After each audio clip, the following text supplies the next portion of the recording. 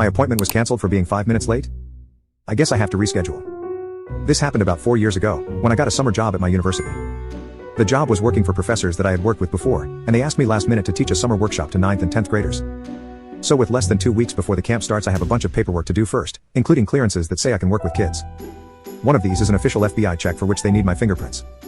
Well, I needed to do the physical fingerprinting right away in order to get the result in time. Luckily, I was able to book a fingerprinting appointment for that Friday, booked 24 hours in advance, as required, which would be just barely enough time to get the result. That Friday I catch the subway to campus and it's atrociously slow. I'll admit I should have planned for this, the subway here is always behind. Anyway, I end up slightly late getting to campus, so I literally run to the police station, and enter the front room at exactly 5 minutes after my appointment time. I know this because, as I stepped through the door, I felt my phone buzz with what turned out to be a "your appointment has been cancelled" email. I speak to the security/cop behind bulletproof glass inside, and I learn the appointment was cancelled after he checks my confirmation number. Apparently that they are automatically cancelled if you're not checked in within 5 minutes. Obviously this is outrageous, but I'm usually a patient guy. I ask if I can book a new appointment. That's no good since it would have to be Monday or later. So I grab a coffee from across the street and return to sit inside the police station, to try and solve this with some Googling while I slip into a more and more frantic state of frustration.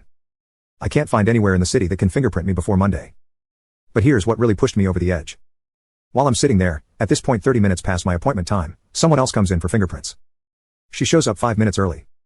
They take her in immediately, and she's out before her appointment was even scheduled to begin. The entire thing took her about 2 minutes. I point out to the cop behind the glass, as politely as I can, that clearly someone could see me right now because her appointment is already over. Why can't I have the current slot?